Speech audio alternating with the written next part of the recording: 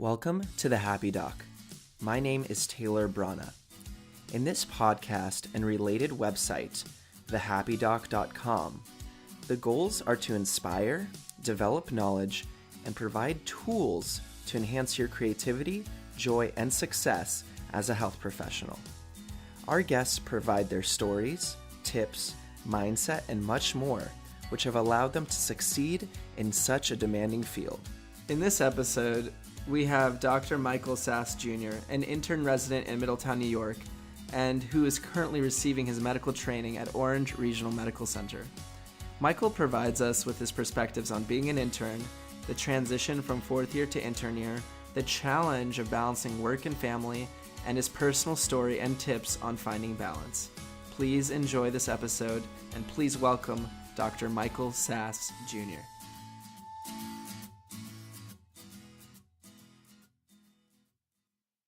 Hello, everyone. This is Taylor, and I am really excited to have our next guest, Michael Sass Jr. Michael is just started his intern year, so it's really great to get his perspective on the transition from fourth year of medical school into intern year and what his experience of this year has been like. So without further ado, Michael, can you introduce yourself? Sure. Hey, everybody. My name's Mike Sass. I'm an intern resident physician at Orange Regional Medical Center, Middletown, New York. Awesome. Well, it's great to have you. And so first, Mike, just wanted to ask you, so why did you go into medicine in the first place? So I have what most students or people would call the non-traditional path. I went to Gettysburg College, and I changed my major about 3 times in the process, eventually getting to what they call health sciences. That's what my undergraduate degree is in. And then I went to grad school at East Stroudsburg University and got my master's in exercise physiology. And, I didn't always want to do medicine. The human body and the way it works and what we do and why it does what it does always fascinated me. So it wasn't until I was about to graduate grad school where I was like, crap, what am I going to do with my life? That I had a conversation with a buddy of mine, and I decided, I'm young, healthy, I have the energy, let's go to medical school. So it wasn't necessarily my dream, just happened to be that, I kind of fell into it. Sure. In that regard. Sure. Well, that's not uncommon by any means. Just reflecting in terms of college, and I'm sure you can say the same thing. A lot of people don't necessarily know what they want to do, and that that probably was the case a little bit for you as well. All my life I definitely struggled in wondering what I was going to do when I grew up or as time went on. And like I said, I started out as a physics major because I wanted to be an electrical engineer, and then I fell into computer science for a while, and that fascinated me. And then I got into another course, and it was terrible. And I'm like, oh, now I don't know what to do. And took one of the first health science courses, and was like, I think this is it. Something with the human body. And I thought it was going to be fitness related, just given my master's being in exercise physiology and science. And then after doing an internship there, I realized I didn't want to do that in the hospital forever. Sure. So, yeah, it was kind of just, I think, a natural progression of things.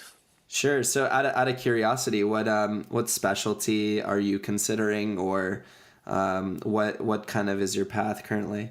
So I'm in internal medicine, and my path right now is just to be a hospitalist. I don't plan on specializing at this time, but I also haven't really closed that door in my mind. If I considered anything as far as fellowship, I would probably do palliative care or sports medicine, something shorter terms in fellowship, and something along the lines of that I found I like in regards to the medical field. Sure. Well, awesome to kind of get that perspective from you. So let's dive into intern year here. So can you describe kind of the end of fourth year and then transitioning into intern year for us? Sure. So the transition, you're a fourth year yourself, aren't you? Yes, Okay. yes. And match day is coming up, is it not? Absolutely. It's coming up very soon. All right. I'm excited for you. Yeah, yeah. So hopefully what I say doesn't scare you. But no, fourth year is one of those things where after match, it's pretty relaxed. You go through your clerkships and people realize, you've already got a job. They're not going to, bust your butt to work hard much anymore. You'll show up, and a lot of places let you go early if they're super nice. But, so you get that, and you get a little bit of a break, and then, you think you have an idea of what's coming. You kind of expect the long hours. You expect it's going to be a big transition and difficult. Me, it was more difficult, just in the regards that I think my situation, again, not totally unique, but fairly, I don't think it happens as often as I think. I graduated June 5th, and my wife gave birth the next day to our daughter. And the next 3 weeks, I was, I had a brand new baby. I was trying to close on a house that I was trying to buy for, where to live for residency and have a roof over our heads for my family. And, I had to move with a newborn, a dog. We're tired, no sleep. And then I get to work.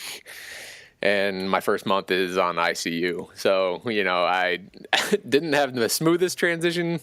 So it was a little more difficult as far as my perspective. But, it's hard for anybody, I think. All these new people, this new place, you actually have the title of doctor now. Like, you have patients to care for. So it's a lot to take on. It kind of hits you no matter how much you think you've prepared yourself mentally. It still hits you hard. Sure, sure. And one thing, so how many children do you have? It's just one currently? I have a 13-year-old and a 9-month-old. Okay. So 2 kids. So that's also kind of a good question I want to ask you here. And many people have been interested. How do you balance family and medicine? Like how does that work in your life? Yeah. So I got married my first year, spring of my first year of medical school, and my wife and I lived apart that whole time up until fourth year, and Wow. so we kind of gone through it a little bit and balancing between travel from PCOM all the way back to central Pennsylvania on weekends and things like that. So we kind of had an idea of things being difficult and balance and stuff like that. But balancing residency has been a whole different beast. So the way I do it is I tried to set myself up fourth year by getting into a routine.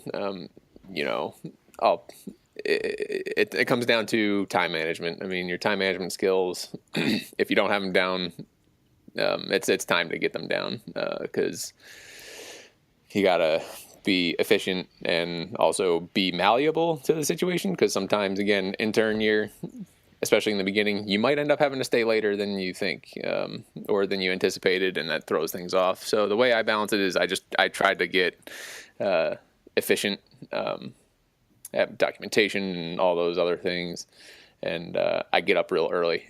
That's another thing. I get up super early in the morning.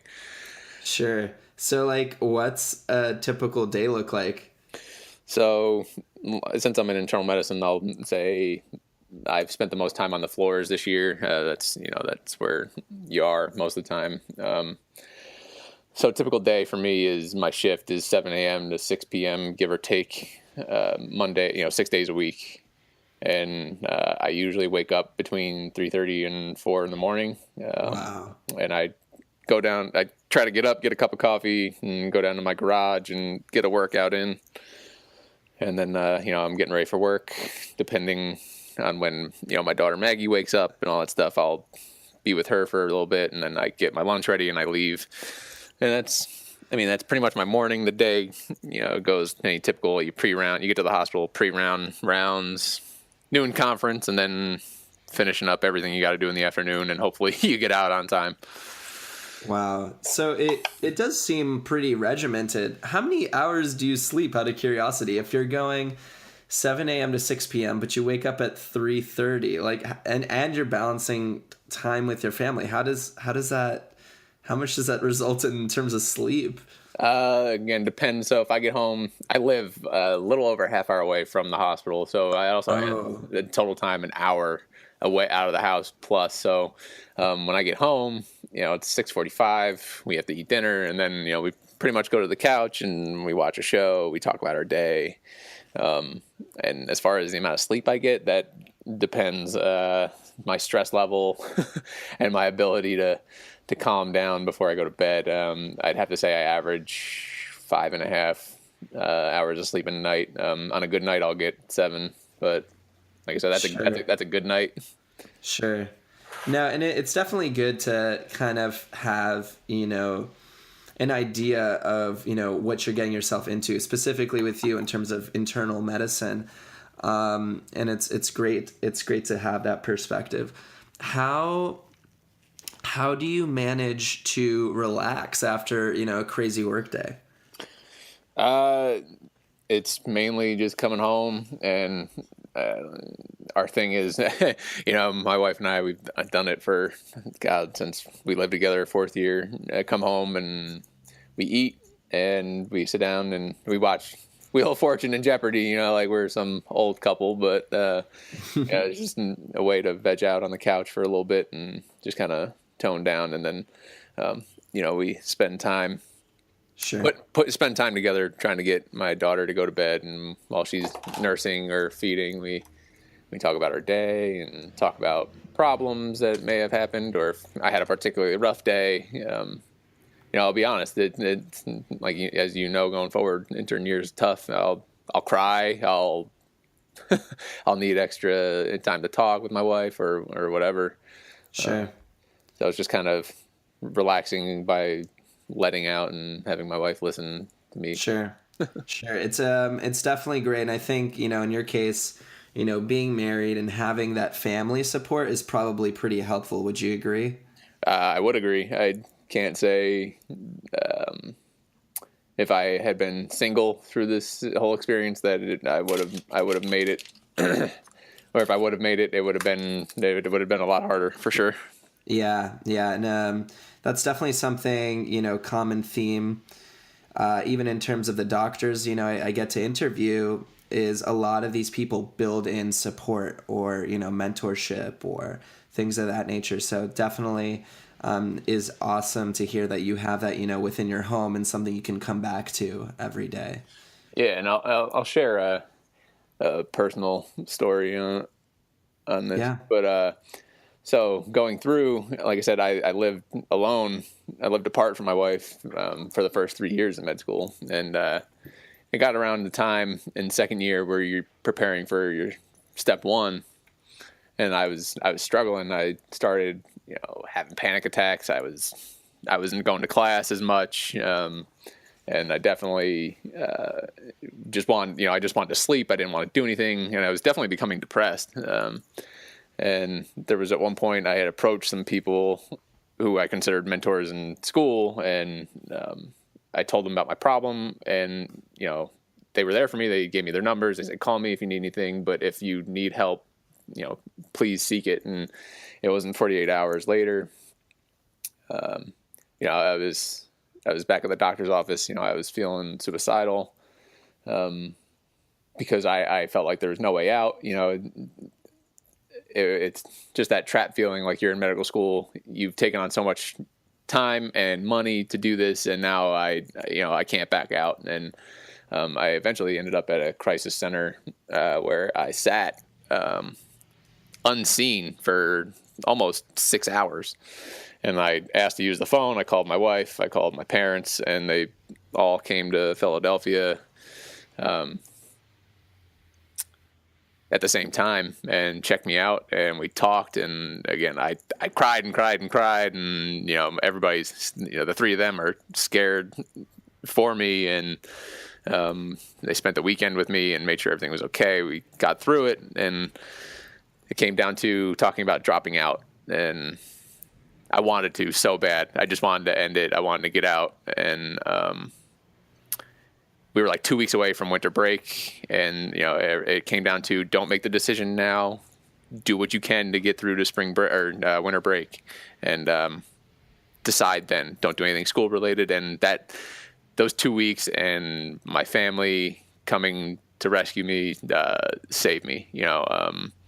I wasn't working out as much as I used to, and that was definitely something I gave up in medical school. So that was a big contributing factor, because that's a big piece of who I am and how I've stayed, mentally and emotionally healthy throughout the process. And I had given it up for a few months, and that definitely contributed. But it came down to, my family and them pushing me to get back to the gym and do what I need to do to stay healthy and mentally strong. And I did well on my step one, and I got to clerkships, and it was fine. Yeah, I've been doing all right since. Wow. So, I mean, first off, thank you so much for sharing that. It's definitely not easy to share kind of a vulnerable story like that. And I know a lot of listeners will definitely identify with, those stressful, depressing symptoms and feelings. And, that's one of the reasons we're having this conversation. At the end of the day, this process, and obviously you can attest, is extremely difficult, brutal at times. And, we're here to look for solutions. So, I mean, I just want to comment that it's so awesome to hear that, one, you sought out help, two, that family, like, coming together, that was huge for you, having that group of people to support you through the process. And something I would recommend to people listening is, if you don't have that family vibe, if you're not, if you're more alone, try to build in protection mechanisms. If you're spiritual or religious, there's definitely groups out there. If it's just finding a therapist or, someone around in your, through your school system, it's definitely awesome to build that protection. And you specifically spoke about exercise. So I want maybe us to discuss, it's obviously important for you. How do you manage to build in this exercise, and why do you think it's so important for you? My whole career prior to, going into medicine, as we discussed a little bit, was headed down the path of exercise physiology and science, and not really knowing where I was going to go with that, whether it was personal training or research or teaching or something along those lines, and ultimately ended up in medicine, figuring, hey, this is an important piece of preventing disease and health, and it was beneficial to have going into medicine.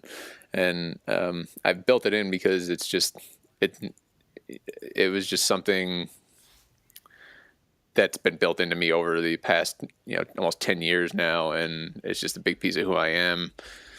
I build it in, again, by waking up early. In medical school, it used to be, I'd work out after work or later in the day. And just when my wife got pregnant, it was kind of one of those things where I think I need to make a change and go back to being an early morning person, because it's just, when you come home from work, I'm not motivated anymore. If I don't work out in the morning, I'm most likely not going to work out when I get home after a long day. Sure. So for you, if there's anything you can say about how to exercise, it's really just being adaptable to the situation. Yeah. I think just be mindful of the fact that it may not always happen. For me, I've had the goals. I've done bodybuilding. I've done CrossFit. I've done a little bit of powerlifting in college and stuff. So I kind of had a taste of everything throughout. And I've had the goals of, I want to be able to bench press 300, or I want to be able to squat 500. And, that takes a lot of work and dedication. And at this point, you kind of have to change your goals to just being healthy. Just do it for your health, do it to stay fit. And, it's also practicing what you preach. You want your patients to lose weight. You want your patients to be more active and help their blood pressure. Like, you kind of need to do it too. Show them that, this is preventative as well as treatment. They need to move. Mm-hmm. And for me, this is what I do. That's why I get up early. It sets the tone for my day. I feel better throughout the day. If anything emotional or stressful comes up where patient's critical or, a particular person that you've been taking care of is going to pass away, it sets the tone and gets my body ready to deal with that stressor or, that situation where I'm able to act and think, or I'm able to tolerate the emotional part then and there a little bit better than I would if I didn't work out. Because if I don't work out, I'm already beating myself up in the morning like, crap, I probably should have just did something small. Mm-hmm. And, so it sets the tone for my day. That's just how I am. Definitely. No, it's just good to hear for you. That just really makes you have an effective day. And it's like almost like if you don't do it, it kind of it trickles in throughout the day. Yeah.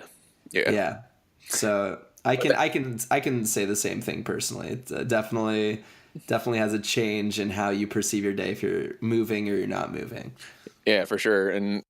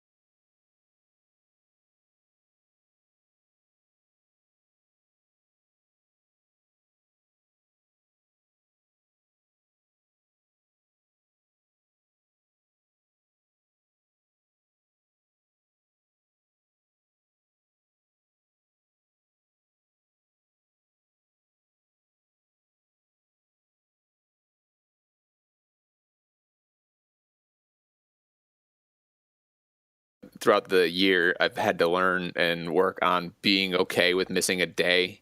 I've always been a regimented person, and I'll work out 5 or 6 days a week and take Sundays off or Saturdays off or something along those lines. And if something comes up where my daughter wakes up in the middle of the night and she won't go back to sleep, and basically my sleep schedule gets messed up, or I'm too tired, I put the pressure on myself, like I should still get up and work out. But sometimes I've had to learn, like, it's okay to just say, you know what, I'm not going to do it today. I need that extra. I need to quote sleep in to feel okay for the day, and just let it slide and make it up tomorrow. And I've also had to learn that I'm not always going to work out for an hour. Sometimes I got to be okay with, I get on my exercise bike, or I have a rower at home. I get on the rower and just be like, I got to do something for 15 minutes and just kind of let that be it. Just say I moved, I sweat. It was okay. Sure. Actually, since you mentioned it, another thing that you have that's really great is you have a lot of this equipment at home. So for anyone who's like interested in maybe building in like a more of an exercise regimen, and that's more efficient because they have it at the house, is there any equipment that you recommend, or is stuff that you use? You said rower and so what else? Mm-hmm. Yeah, so I think it depends on the person's goals. I think for a lot of fellas out there, the weights are going to end up being probably their go-to thing. So I'd recommend a squat rack, a barbell, and some weights that you can, sling around a little bit at home. If you still go to the gym and, you just, that day you particularly can't make it or don't feel like driving, it's nice. I think having some dumbbells is key, and a bench. I think, the bare essentials, a bench, a squat rack, some weights that you can sling around is enough. I've tried to build it up a little bit over time. Graduation gifts help a lot. So, my parents as a graduation gift. They got me the air bike I have, the fan bike. I bought myself the rower. I already had dumbbells from God sometime in college, and so I've built it a little bit up over time, and I have a little bit more than I think the average person does in their garage, but that's okay. That's my goal. Right. So essentially, whatever your goals are, you're going to have that type of equipment to kind of feed those goals. And if you can build it up over time, or for fourth year medical students, if you want to request a specific type of exercise equipment, now would be the best time. But just saying that, parents. Yeah, so that sounds like some great tips there. In terms of a bigger perspective, now that, we've kind of talked about, you as an individual, what do you think are some things we can do in terms of medical culture? How can we improve the intern year experience? Do you think it's necessary for it to be pretty rough, or, what's your perspective on that? So my perspective as a culture, I think in this country, as you know, we having the conversation, you follow Dr. Wibble as well as I do, and a few other outlets out there. They talk about physician depression, suicide, burnout, things like that. I think we still have a problem with the older physicians who, were treated terribly throughout their training, and they still have this attitude of, it happened to me, it needs to happen to you. I suffered, now you have to mentality. That was never a good idea. It doesn't do anything but, again, perpetuate an ongoing problem. And other people want to say, oh, you're just soft, or you're not emotionally ready. Like, I don't think that's the case. I think a lot of it is we're dealing with things that they didn't have to deal with in training. Yeah, they worked longer hours, but I still feel like there's new pressures that they never had to experience while in training. I can't say that factually. I don't know what requirements they had throughout their training.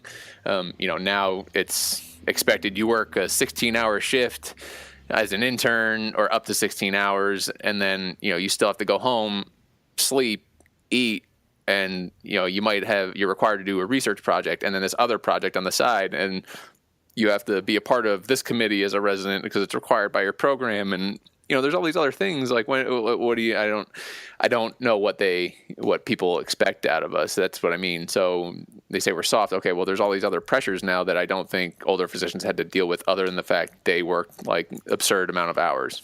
Sure. And there's a few ideas I can even describe on top of what you've already discussed, of some of the changes.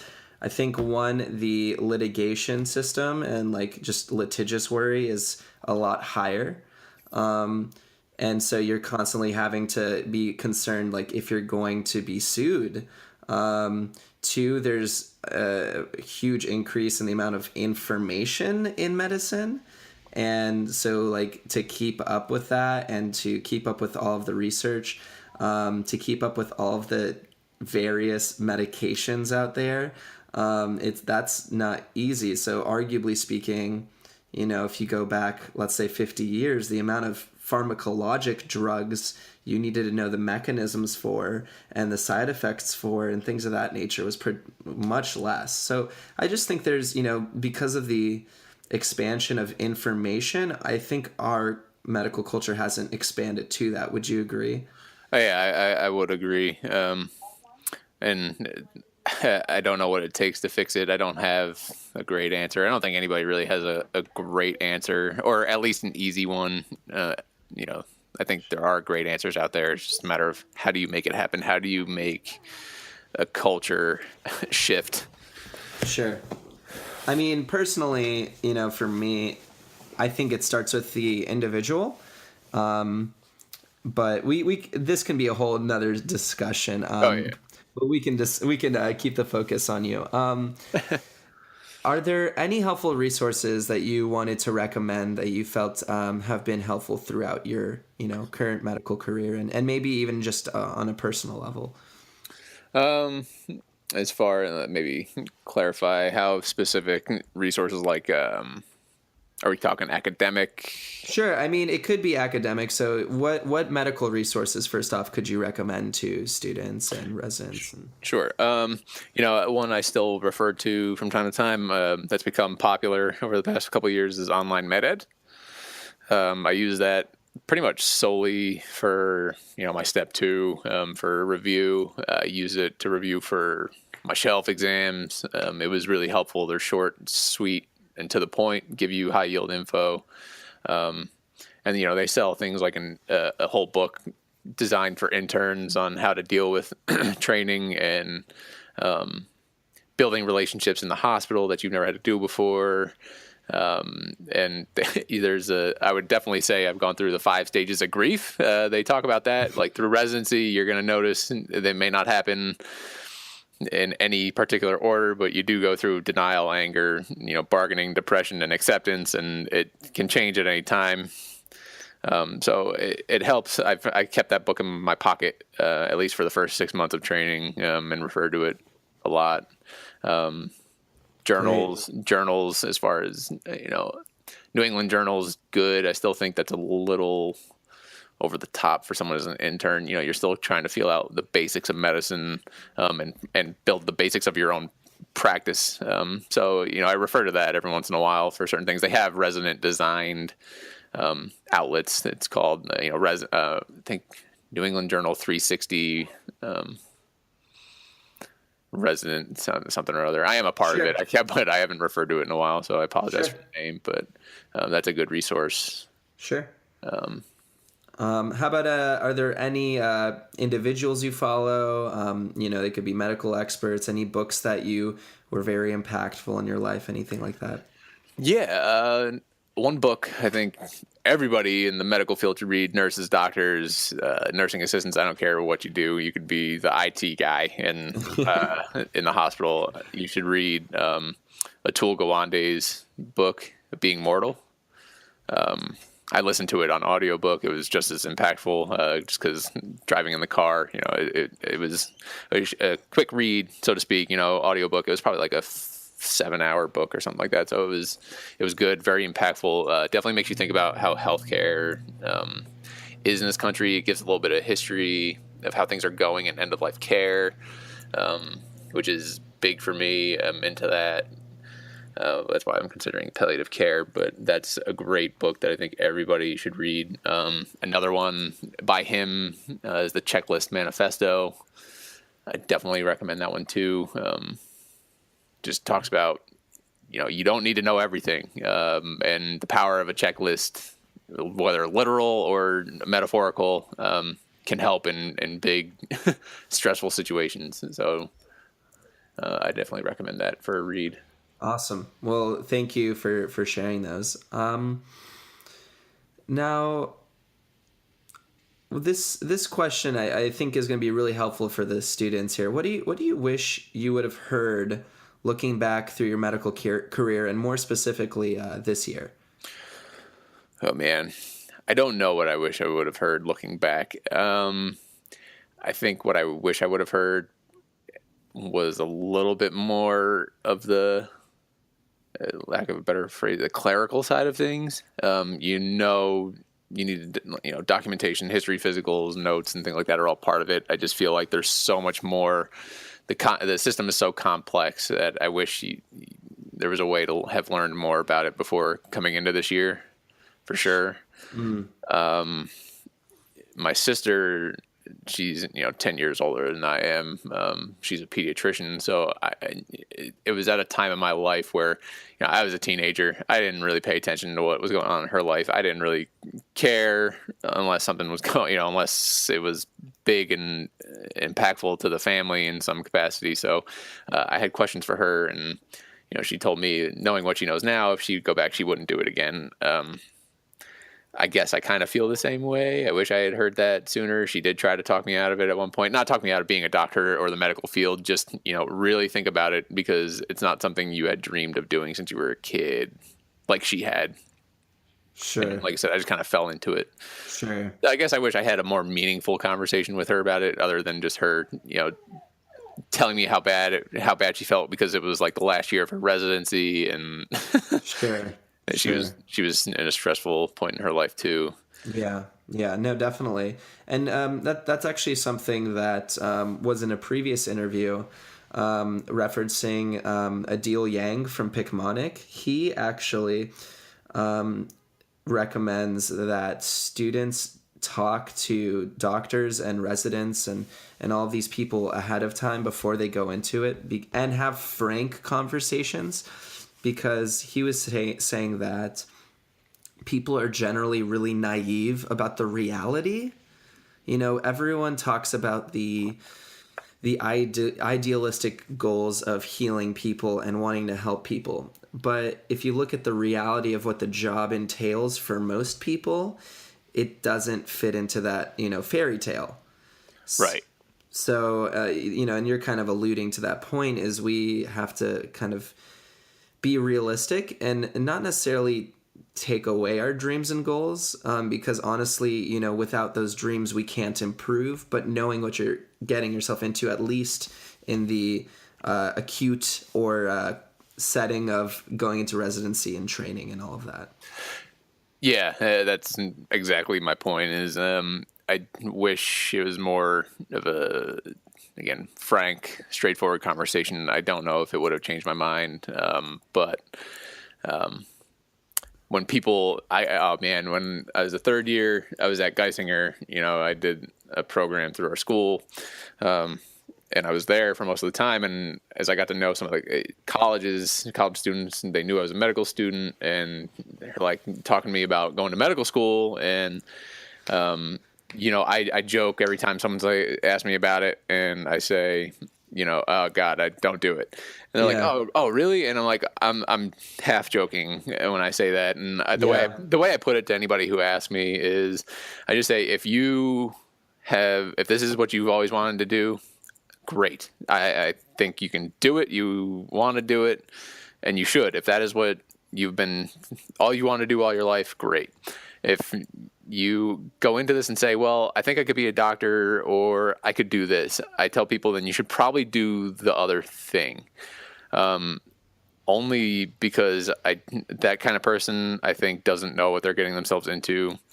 It is a very high stress field and career, and it's not worth it, because especially if they're in it because they think it'll give them financial freedom. That's not a good reason to do it if you're weighing between two or more options, and medicine's one of them, because money will always be there. There's always an opportunity to make money. You need to do something that you like, that you enjoy. So I think people who come into this saying, well, I could have done that. Oh, you probably should have done that. I think you would have been happier. But, I'm not a psychic. I just, that's how I generally feel about it. Sure. Yeah, no, those are great points. How do you think it's possible to find happiness as an intern? Oh yeah, of course. Again, you can't always be 100% happy. There's always going to be stress. There's going to be the first patient you pronounce dead. There's going to be your first patient crumping, and you're the first one there, and you don't know what to do. And for those who don't understand crumping, they're just deteriorating in their condition. So it's going to hit you hard for a while, but yeah, certainly you can be happy. Again, for me, if I'm in a routine, that's generally when I feel my best. I'm working out consistently. My diet is under control. I feel like I have a good team. I can work well with my colleagues, especially my co-interns. We all get along great and support each other. It helps to have administration behind you and truly mean it. I'm not pinpointing anybody in particular or any hospital, but they truly care about your happiness as a resident. Are you happy there? And they do their best to make sure you like working there. Sure. So it's definitely possible. Again, exercising consistently, eating right, and having that support system, whether it's family or your co-resident, someone who can understand you as a person, how you feel when things aren't good. Sure. It can bring you back up, whether it's they hold your hand saying, you haven't worked out in 4 days, and that's generally when you feel better. And, your significant other can say, you need to get up, like go do something for 20 minutes, please. Just, someone to kind of give you that loving nudge to do things that you like. Or if you play music and you play the trumpet or some other instrument that you've done for a long time, and all of a sudden you haven't done it, it kept you calm, it helps you focus. Like, someone needs to say, like, why don't you just forget studying for an hour, go do that thing that you like to do. Yeah. I think the biggest piece is don't lose yourself to the process. That's how I think people can remain happy in intern year, is if there's something you did consistently that, you had a hobby, you had something you love to do, don't lose that. Sure. Always make time for it. And like I said, for me, it's working out. And because of my family, and I want to come home from work and I want to be with them, I make the sacrifice. I sacrifice a little bit of sleep to get up and say, you know what, this is how I feel my best. I make the choice to wake up that early to be able to enjoy a cup of coffee. It's quiet. Everyone else is asleep. I want to work out. I want to do something. I have a goal. I want to maintain my weight, or I just want to feel good. That's what I do. I got to make the sacrifice. You got to make the time, and that's okay. I think that's what's kept me going through all this. Yeah. It hasn't always been pretty, but again, I'm thankful that I have my family to, again, push it. And if my alarm goes off and my wife happens to wake up and she knows I'm hitting the snooze button or something, she'll tap my back and be like, yeah, you need to get up. Mm-hmm. And kind of push me out of bed, which is great. Even though sometimes I'm like, oh God, don't do that. Awesome. So in summary, you're kind of just saying to keep being you even through a difficult process, and if you love something, keep doing what you love. Yeah, that is my main point there. Awesome. Okay.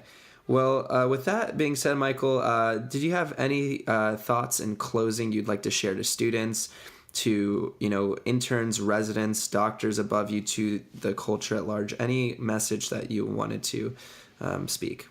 I think the biggest thing, we kind of say this big conversation of burnout and struggling physicians.